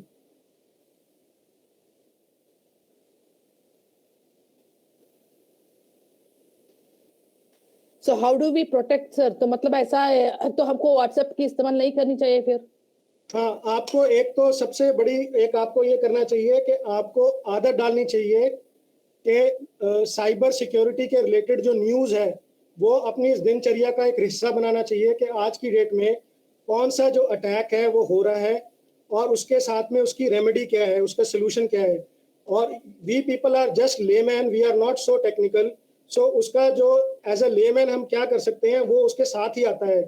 और इसके लिए जो हमें अपनी गवर्नमेंट के ऊपर थोड़ा सा प्रेशर रखना पड़ेगा, कुछ गवर्नमेंट को भी कहना पड़ेगा कि इस तरह के जो एंटी सोशल एलिमेंट्स हैं उनको कैसे रोका जाए। हमारा जो, जैसे हम पुलिस को चाहते हैं कि वो एक्शन करे, इसी तरह हम चाहते हैं कि जो साइबर क्राइम आज की डेट में हो रहा है या इस तरह के जो अटैक्स हो रहे हैं वो हमें गवर्नमेंट को रिक्वेस्ट करना चाहिए कि इस तरह के ना हो, क्योंकि it is an environmental problem. क्यों ये तभी हो पा रहा है कि हमारी जो सिक्योरिटी है, जो पुलिस है या जो हमारी आर्मी है, वो कहीं ना कहीं कमजोर है, क्योंकि आम आदमी इतने हाईली सोफिस्टिकेटेड, इतने टेक्नोलॉजिकली एडवांस होते हैं कि आम आदमी इसमें कुछ नहीं कर सकता। हालांकि जो व्हाट्सएप कंपनी है वो ये कहती है कि एंड टू एंड जो हम अगर इंफॉर्मेशन भेज रहे हैं from A place to B place, वो पूरा एनक्रिप्टेड है, और वो जो मैसेज है हम खुद भी उसको रीड नहीं करते हैं। फेसबुक कहता है हम खुद भी उसको रीड नहीं करते हैं, लेकिन रियलिटी में ऐसा नहीं होता है। हर कुछ महीनों बाद सुनने को मिलता है कि यहाँ पे ये डेटा ब्रीच हो गई, यहाँ पे ये डेटा कॉपी हो गया, ये ऐसा कुछ हो गया। तो उसके ऊपर हमारे कंट्री में अभी प्रॉपर रूल्स नहीं है, उसका लेजिस्लेचर नहीं है, उसके अगर कोई ऐसा गलत करता है तो उसकी जो सजा है वो अभी साइबर जो एक्ट है हमारा इतना स्ट्रांग नहीं है कि लोगों को डर लगे ऐसा कुछ करने में। तो अभी वो धीरे धीरे ये जब पूरा एनवायरनमेंट बनेगा और टेक्नोलॉजिकली ऐसा एनवायरनमेंट बनेगा कि हम उनको रोक पाए, तभी ये हो पाएगा। Otherwise most of the devices which we are using are vulnerable to man in the middle और ईज ड्रॉपिंग अटैक। और आपकी कोई बात तभी सुनेगा, कोई सुनना चाहेगा अगर आप बहुत इंपॉर्टेंट हो या आपकी इंफॉर्मेशन बहुत यूजफुल है किसी और के लिए। Otherwise nobody will put so many resources in that also. Hello, yes sir. हाँ जी। हाँ सोनी बोए, सोनी लास्ट हो गया। हेलो, क्या कर रहे हो? अगला अटैक की बात करते हैं। अगले अटैक में आप देखें कि मैंने लिखा हुआ है क्रीडेंशियल थेफ्ट। अब क्रीडेंशियल थेफ्ट का क्या मतलब है कि इसके अंदर सारी इंफॉर्मेशन आपकी कहीं से उन्होंने चुरा ली आपकी, या कोई वेबसाइट से ले ली, फेसबुक से ले ली, या ट्विटर से ले ली, या आपकी किसी ना किसी सोशल इंजीनियरिंग के थ्रू इंफॉर्मेशन ले ली, या जॉब साइट से ले ली, और आपका पूरी की पूरा जो डेटा है वो यूज करके एक नई आइडेंटिटी क्रिएट कर दी। तो अभी अगर आप प्रॉपरली देख पा रहे हो तो आप देखोगे कि इस तरह की ऑलरेडी बहुत सारी वेबसाइट हैं जिसमें पूरा का पूरा आदमी, पूरी इंफॉर्मेशन उसका एड्रेस, फोन नंबर, उसका जो ब्लड टाइप है, उसकी जो पूरी इंफॉर्मेशन है वो रैंडमली नकली फेक तरीके से उसको जनरेट किया जा सकता है, और उसको कहीं ना कहीं आपकी क्लोन बना के आपकी जो इंफॉर्मेशन है उसको यूज करके कहीं किसी और चीज के लिए एक्सेस या कुछ गलत काम के लिए यूज किया जा सकता है। आपके नाम पे गलत बंदों को ईमेल कर दी, या गलत किसी को गालियां निकाल दी, या कोई गलत ऐसा कर दिया कि आपके क्या कहते हैं गलत नाम से कुछ और कर दिया। तो इस तरह के जो अटैक हैं वो क्रीडेंशियल थेफ्ट के थ्रू होते हैं। और क्रीडेंशियल थेफ्ट का इतना मतलब सिर्फ ये नहीं होता कि आपके यहाँ आके वो आपके कंप्यूटर में से उन्होंने आधार कार्ड चोरी कर लिया। उनके पास बहुत सारे तरीके होते हैं, सोशल इंजीनियरिंग के और तरह बहुत तरीके होते हैं। दूर अलग अलग जगह से वो इंफॉर्मेशन कलेक्ट करके एक बंदे का पर्सनैलिटी, एक पर्सोना बना लेते हैं, और इस तरह के ऑलरेडी सॉफ्टवेयर हैं जो आपका फेक आइडेंटिटीज क्रिएट करते हैं। और सिर्फ यही नहीं, आप अगली स्लाइड देखो। पुनीत सर मैं बीच में आपके 2-4 सेकंड ले रहा हूँ, क्योंकि बच्चों का जो समय है अभी, मुझे थोड़ा सा ये जानना है कि हमारा लेक्चर अभी और कितनी देर का है, ताकि बच्चों को सही से कम्युनिकेट कर पाए हम लोग। मैं 15 मिनट में खत्म कर देता हूँ जी, ताकि हम अगर इसको 2 हिस्सों में तोड़ना चाहते हैं 2 हिस्सों में भी तोड़ सकते हैं, नहीं तो थोड़ा सा फास्ट करके, ताकि बच्चे जो काफ़ी देर से सुन रहे हैं हमें उनको भी मतलब थोड़ा सा राहत की शायद ज़रूरत हो सकती है इतने टेक्निकल लेक्चर के बाद। जी। तो बस खत्म हो, 15 मिनट में हम खत्म कर लेते हैं। जी जी प्लीज़। तो सभी बच्चों को मैं रिक्वेस्ट करूंगा, एक वेबसाइट है जिसका नाम है this person does not exist. इस वेबसाइट को आप विजिट करो, आप देखोगे कि वहां पे आप कुछ इंफॉर्मेशन भरोगे, उस इंफॉर्मेशन के बेस पे एक ऑटोमेटिकली इमेज क्रिएट हो जाती है, और वो इमेज ऐसी होगी कि वो बंदा एग्जिस्ट ही नहीं करता दुनिया में। वो computer algorithms, artificial intelligence use करके एक फोटो बनाई गई है।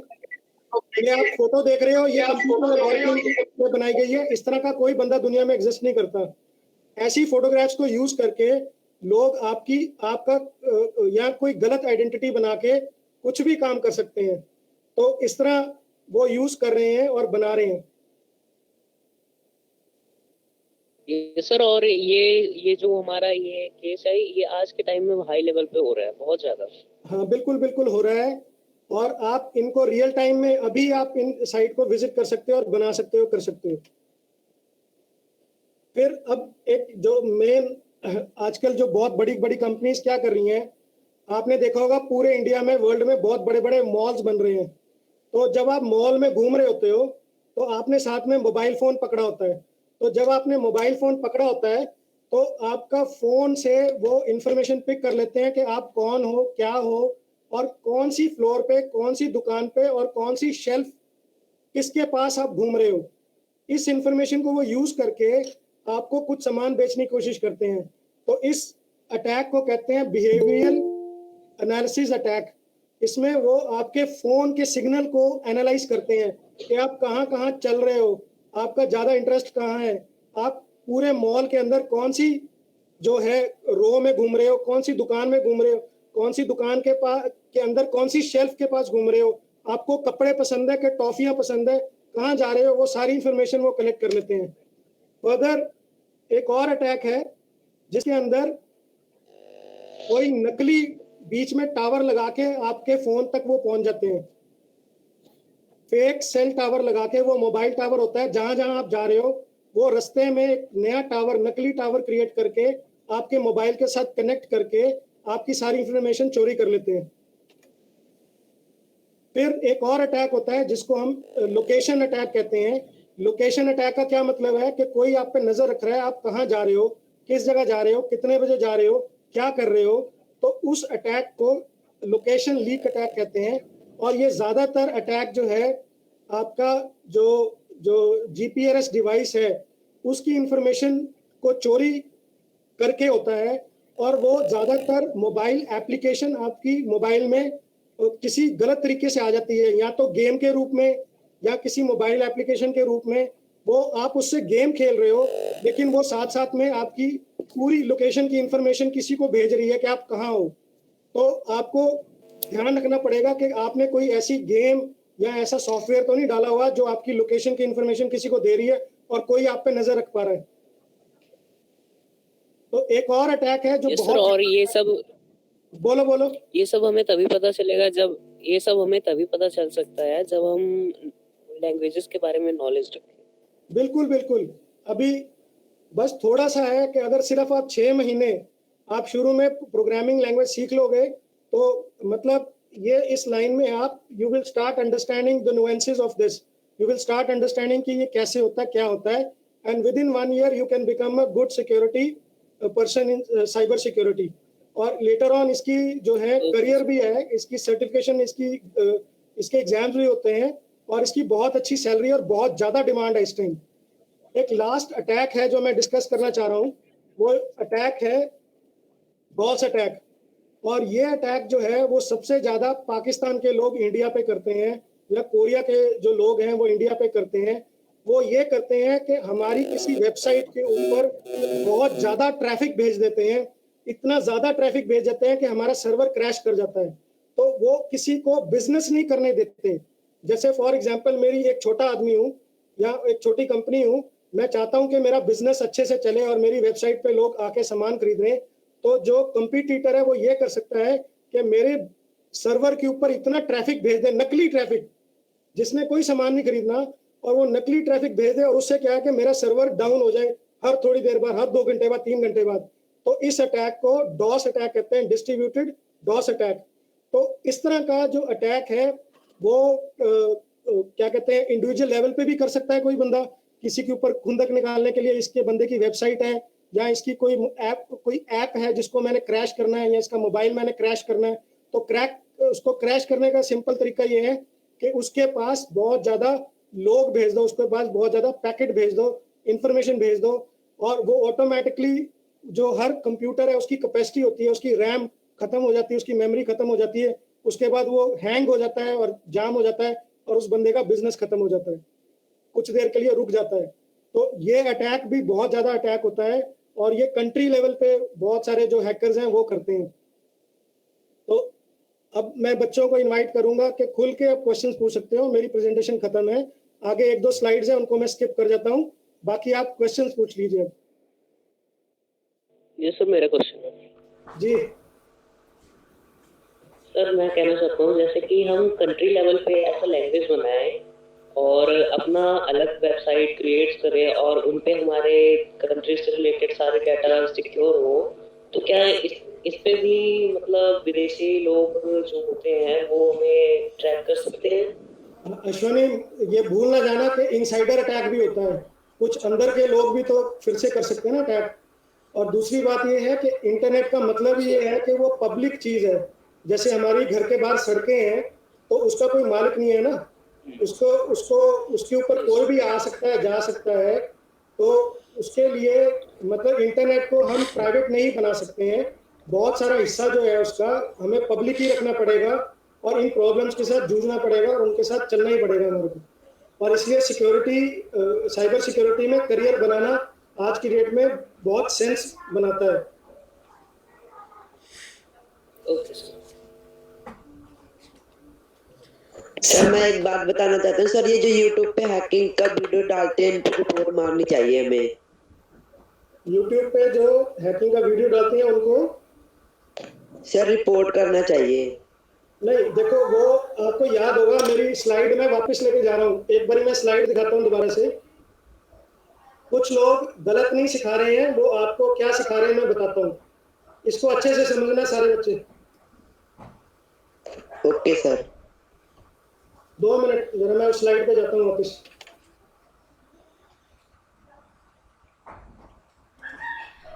क्योंकि YouTube जो है वो गलत चीजें नहीं दिखाने देता। आपको याद होगा मैंने एक वर्ड यूज किया था, ओपन सोर्स इंटेलिजेंस। बच्चों सुन रहा है? Yes sir. हाँ, एक शुरू में एक शब्द इस्तेमाल किया था ओपन सोर्स। शुरू में एक शब्द इस्तेमाल किया था ओपन सोर्स इंटेलिजेंस। तो यूट्यूब पे जो हैकिंग लोग जो सिखा रहे होते हैं वो ये सिखा रहे होते हैं, ओपन सोर्स इंटेलिजेंस यूज करके सिखा रहे होते हैं। वो एथिकल हैकिंग ठीक चीजें सिखा रहे होते हैं।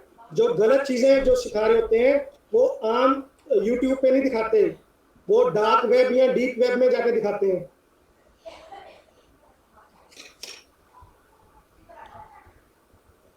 जी, और एक जो शब्द इन्होंने यूज़ किया वो उसके ऊपर मैं भी तवज्जो देना चाहूँगा, रिपोर्ट करना। यस बेटा, अगर कहीं आपको कोई साइबर क्राइम मिलता है, कोई ट्रेसेस मिलते हैं या किसी के साथ हो जाता है, तो बहुत सारे लोग रिपोर्ट नहीं करते हैं। तो वो एप्रोप्रिएट अथॉरिटी को वो रिपोर्ट ज़रूर करना चाहिए ताकि सभी को उसके बारे में जानकारी भी हो सके और उस कल्प्रिट को आगे अपनी जाल फैलाने से रोका जा सके। तो वो जो किसी के साथ अगर ऐसा हो जाए, किसी के मोबाइल पे अनवांटेड मैसेजेस आ रहे हों, कोई आपको लग रहा हो कि आपके डिवाइस के साथ कोई टिंकरिंग हो रही है या कोई आपको आपका स्टॉकिंग कर रहा हो, साइबर स्टॉकिंग कर रहा हो, तो अपने टीचर्स के साथ, पेरेंट के साथ ज़रूर बातचीत करें। और ये जैसे आज भी हम लोग एक वेबिनार कर रहे हैं, तो जो लर्नड लोग यहाँ पे आते हैं, आप उनसे भी ये बातचीत कर सकते हैं। और अपने बड़ों को ज़रूर एक साथ में लूप में रखें। जब भी आप अपने साइबर के से जुड़े हुए डिवाइसेस इस्तेमाल करते हैं, तो जो आपका पर्सनल चेक है, घर पे जो बड़ों का चेक है, वो भी एक बड़ा ज़रूरी चेक इसमें है। सर इसके साथ मेरे पास चैट में भी बहुत सारे कमेंट्स हैं, मेरे पास भरा हुआ चैट बॉक्स मेरा, मैं एक बार वो भी पढ़ लूँ ज़रा। जरूर। जी, ज़्यादातर तो मेरे पास लेकिन मैंने देखा कि चैट में अटेंडेंस है, तो लेट मी गो थ्रू ये क्वेश्चन है। My question is hacking itself is wrong, how can there be ethical hacking, it is totally wrong.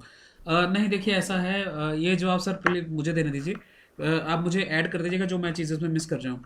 देखिए एथिकल हैकिंग का मतलब क्या है, जो इंजीनियर्स हैं, जो मैकेनिकल, जो इन्होंने ठीक करना है डिवाइस, एक बार किसी ने हैक कर लिया, किसी ने ख़राब कर दिया मेरा डिवाइस, तो कोई तो ठीक करने वाला भी होना चाहिए ना। वो ठीक करने वाला अगर मेरे डिवाइस को जब तक उसके अंदर घुसेगा नहीं तब तक उसे ठीक कैसे करेगा। तो हैकर ने मेरा डिवाइस लॉक कर दिया, तो उसको अनलॉक करने के लिए भी तो सेम हैकिंग टेक्निक यूज़ करनी पड़ेगी। तो एथिकल वर्ड वहाँ पे यूज़ होता है जहाँ पे वो एक रेमेडी के लिए यूज़ किया जाता है, तो ethical that is the part. उसके बाद क्वेश्चन है, in this process I have to share that many times we conduct workshops online where in there are participants are visible which we are not advise to share in social site safety work.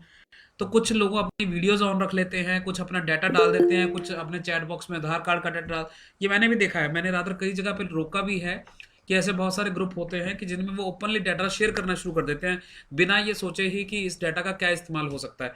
उनको लगता है कि ये तो 10-20 लोगों का group है, इसमें से डाटा कहाँ जाएगा। तो कहीं भी अपना जो पर्सनल डाटा है, चाहे आपसे कोई भी मांगे, आप उसको शेयर ना करें। ये आप सबसे यही रिक्वेस्ट है। और जो लोग अभी स्कूल में पढ़ते हैं, जो लोग 18 साल के भी नहीं हुए अभी करने के लिए, जिनको हम अभी बालिग नहीं एडोलेसेंट एज में मान रहे हैं, तो उनसे तो ख़ास तौर पे हम लोग की ये रिक्वेस्ट है कि प्लीज़ अपना कभी भी प्राइवेट डाटा या आपकी ऐसी इंफॉर्मेशन जो किसी के काम आ सकती हो किसी भी तरीके से शेयर ना करें। और मैं बच्चों को ख़ास तौर पे ये एडवाइस करूँगा, बेटा आपकी उम्र अभी वैसी है जहाँ आप दोस्तों की पार्टियाँ, आप कहीं घूमने गए हैं, वो सब चीज़ें आपको सोशल मीडिया पे शेयर करना अच्छा लगता है।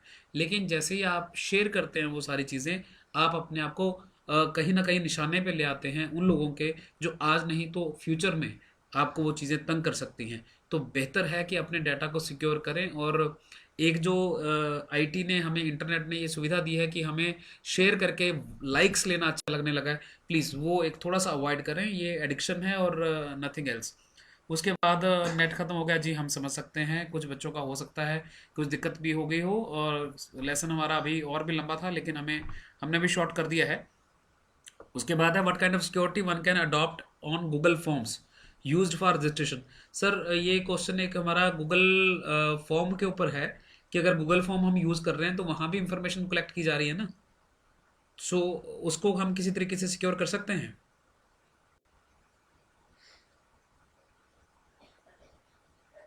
पुनीत सर ये सवाल मैं आप तक लेके आऊँगा, आप इस बारे में कुछ जवाब देना चाहेंगे? देखिए, जो गूगल फॉर्म है उसकी इंफॉर्मेशन जो कलेक्ट कर रहा है उसके पास जा रही है। तो अगर कुछ इंफॉर्मेशन जो है किसी के साथ शेयर कर दे, पब्लिक कर दे, तो दिक्कत है। अदरवाइज जो गूगल फॉर्म है वो सिक्योरली डेटा को ट्रांसफर करते हैं गूगल फॉर्म जो उसका डेटाबेस है वहाँ पे।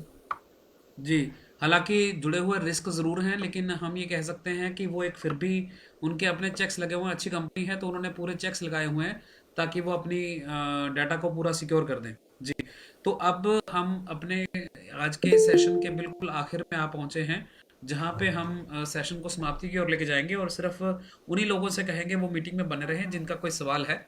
तो मैं एक एक करके पार्टिसिपेंट्स के नाम पढ़ना शुरू कर देता हूँ। अगर उनका कोई सवाल है तो पूछ लें, नहीं तो प्लीज़ मीटिंग अपनी अपनी छोड़ते जाएं सो दैट कि हम आज की जो कार्यक्रम है उसको ख़त्म कर पाएं। तो पहला नाम मेरे यहाँ एडी गेम्स करके लिखा हुआ है। सर मैं उससे पहले कुछ कहना चाहूँगा। जी अश्विनी जी बताइए। सर उससे पहले मैं कुछ पूछना चाहूँगा।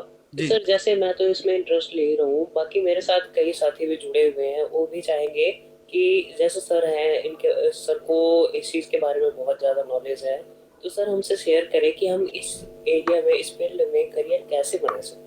जी बिल्कुल अश्विनी जी, हम ये कैरियर एक्सप्लेन करें अच्छे से ताकि हमारे सारे दोस्त भी समझें। जी बिल्कुल अश्विनी जी, ये कैरियर के ऊपर हालांकि काफ़ी लंबा लेक्चर हो जाएगा। अब हम समाप्ति की ओर जा रहे थे तो हम इस कैरियर के आपका प्रश्न पे ज़रूर शेयर करेंगे, लेकिन आपका ये प्रश्न मैं लास्ट के लिए बचा रहा हूँ और हो सकता है कि हम इस बारे में दोबारा एक बार फिर से एक सेशन भी करें।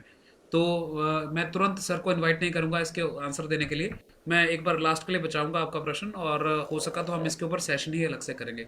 तो एडी गेम्स जी आप अगर कुछ कहना चाहते हैं तो ठीक है, अदरवाइज आप मीटिंग छोड़ सकते हैं। उसके बाद आदित्य कुमार के आईडी से मेरे पास है कोई, तो वो अपना कुछ बात कहना चाहते हैं, कुछ पूछना चाहते हैं? नो सर थैंक यू, मैं जा रहा हूँ। जी धन्यवाद आदित्य जी जुड़ने के लिए। अमृता की आईडी से कौन है मेरे साथ जुड़े हुए?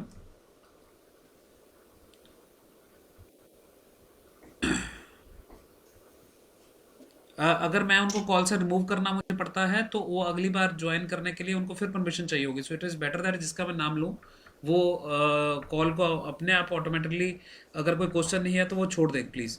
आरती रावत जी, कोई आपका प्रश्न है?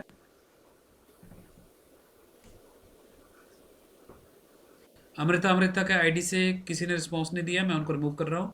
आरती रावत जी की आईडी से किसी ने रिस्पॉन्स नहीं दिया, मैं उनको रिमूव कर रहा हूँ। बलदेव सिंह जी की आईडी से कौन है, कोई पूछना चाहते हैं?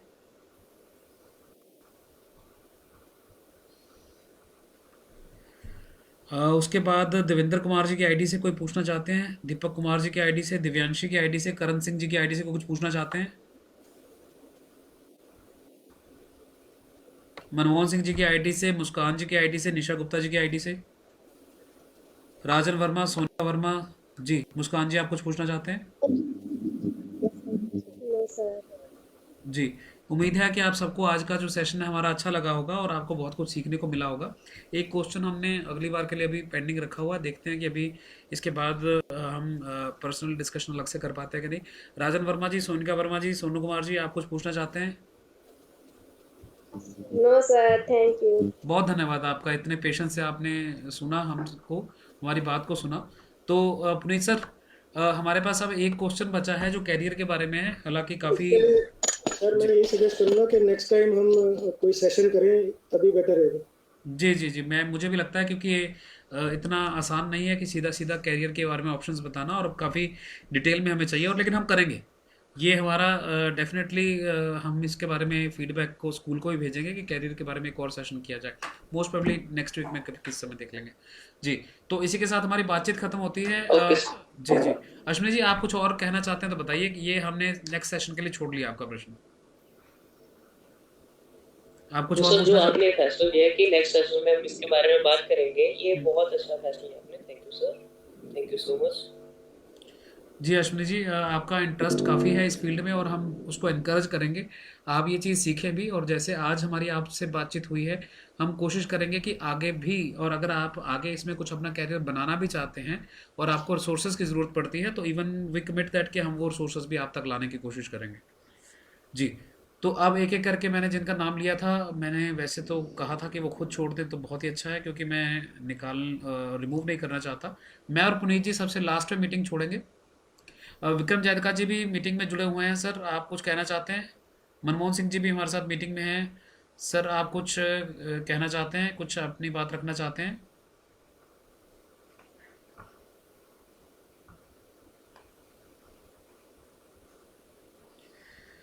पुनीत सर, मुझे लगता है कि हम लास्ट आ गए हैं, तो मैं एक पहले फेसबुक लाइव बंद कर रहा हूँ, ताकि सभी को इस आशय के साथ कि हमारा जो आज का टॉपिक रहा बड़ा ही अच्छा टॉपिक रहा, और आपके जो क्वेश्चंस हैं अगर हमें मिलेंगे तो हम अगले सेशन में इसको ज़रूर कर रखें। हमारे साथ जुड़ने के लिए